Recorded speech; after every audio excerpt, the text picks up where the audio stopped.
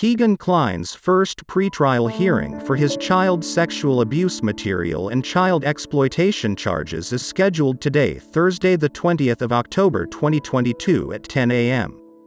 His final pretrial conference is scheduled on the 22nd of December 2022 at 10 a.m.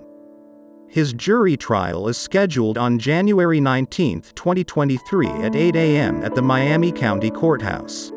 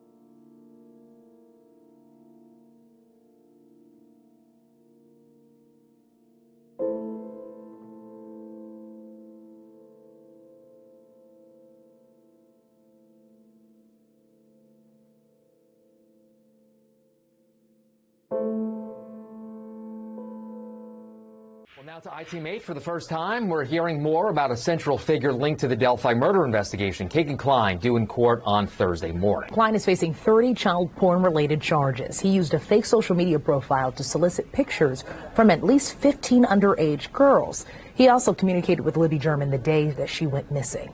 IT8's Richard Essex is working on this story for us. Kline was arrested in August of 2020. His case has been delayed at least a half dozen times. He will be in a Miami County courtroom on Thursday morning. The hearing is largely procedural, but it's the first time that we've heard from him since he was arrested. Kegan Kline is important to the wider discussion around the Delphi murders because in December 2021, state police released a statement linking the murders sort of indirectly. This picture of Kline was taken by the Miami County Sheriff's Department shortly after his arrest in August of 2020. Kline is accused of using Anthony Shots, a fake social media profile, to solicit sexually explicit pictures from underage girls. Police found dozens of pictures of underage girls on several phones and tablets owned by Kline. One of those girls who communicated with Kline via the fake social media profile is Liberty German. She had discussions on meeting with him. Anya Kane and Kevin Greenlee of the podcast Murder Sheet are news-gathering partners with Wish TV.